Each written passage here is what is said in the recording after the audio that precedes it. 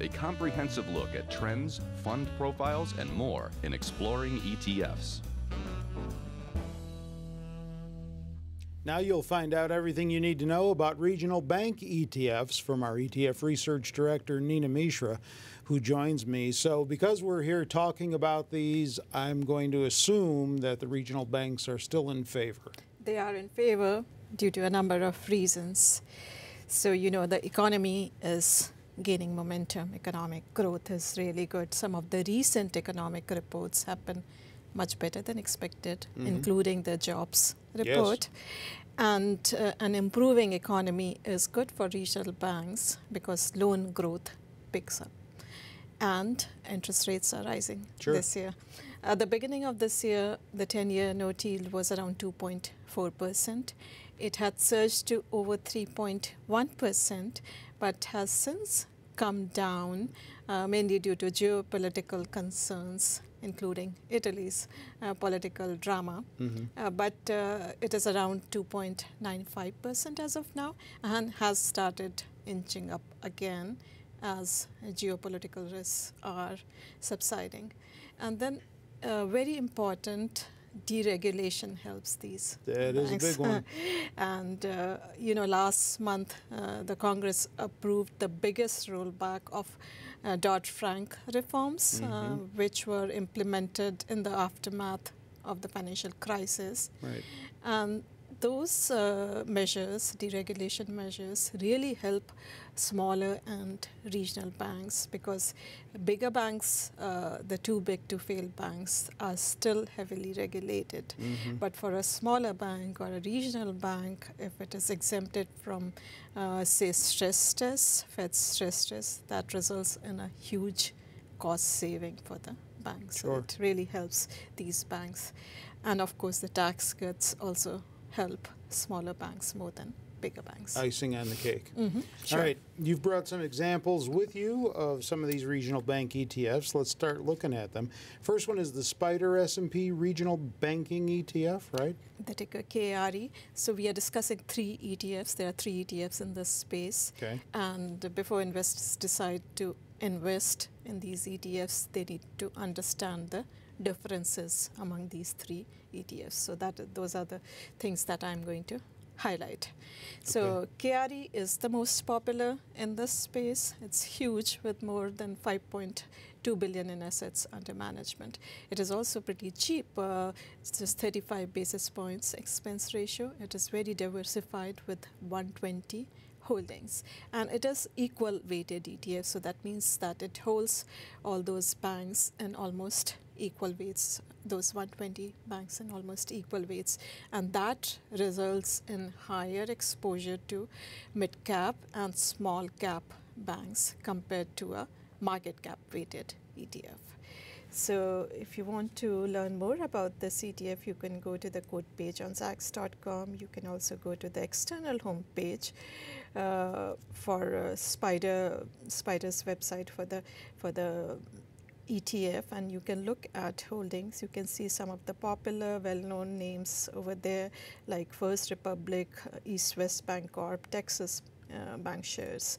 But they are all in equal weights, just about 2% allocation to each.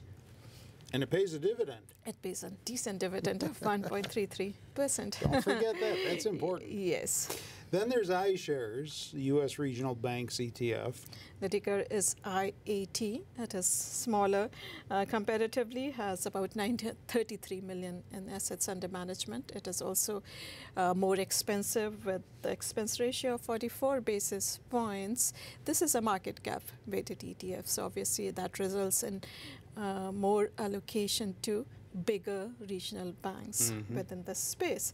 And again, you can go to the quote page and look at all the details which are available over here, read articles, and go to the external home page and you can look at the holdings and you will see some very familiar regional banks over there, including the US Bancorp, PNC Financial, BB&T, SunTrust. Now notice these bigger banks In fact, the top 3 account for more than 1/3 of the portfolio. So it is pretty top-heavy ETF. So it will do well when bigger regional banks do better than smaller banks. Sure.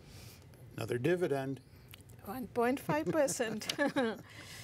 And then finally, Power Shares, KBW Regional Banking Portfolio.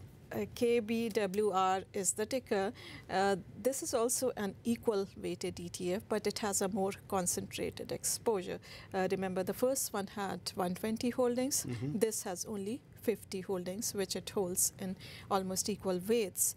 And it holds more small cap and micro cap banks compared to the other 2.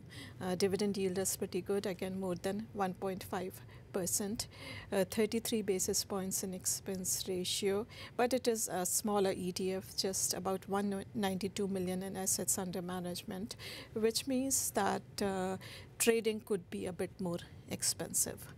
Now you can, if you want to look at the holdings, you can go to the external home page and look at the portfolio, and you will see that it holds mid-cap and small-cap banks mostly. Again, those for familiar names which we saw in the earlier cases as well.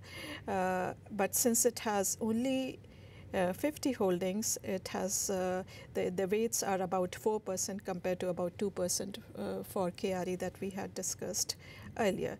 So this ETF would do well when the smallest banks within the space will outperform, say, the mid-cap and other small banks. And because you made it a point to point out only 50 holdings, I have to ask, does that make it more volatile than the other 2? Yes. More diversification results in less volatility. Okay. So it will be more volatile, and also because of its higher exposure to micro-cap banks. All right. So how do they all compare to the broad market? So on this slide, I have the year-to-date performance of the 3 regional bank ETFs that we discussed, and I have compared with the bigger bank ETFs with the ticker KBWB, and also the broader market ETF, the S&P 500 ETF, SPY. Now you will see that the 2 equal weight ETFs, KRE and KBWR, they are up more than 9% and 8% respectively. The market cap weighted ETF IAT is up about 5%. The bigger bank ETF is up just about 1% this year, whereas That's interesting. whereas the broader market ETF SPY is up about 3% year to date. Okay. Do you own either of these? I do own KRE, the first one in the ETF investor portfolio that I manage. Okay, thanks for the information. Hope it was helpful for you. Don't forget, more ETF information exists on our website in the ETF section. So go to the homepage, Zacks.com, use the Funds tab in the top toolbar. It will help direct you to the ETF section of Zacks.com. With Nina, I'm Terry Ruffalo.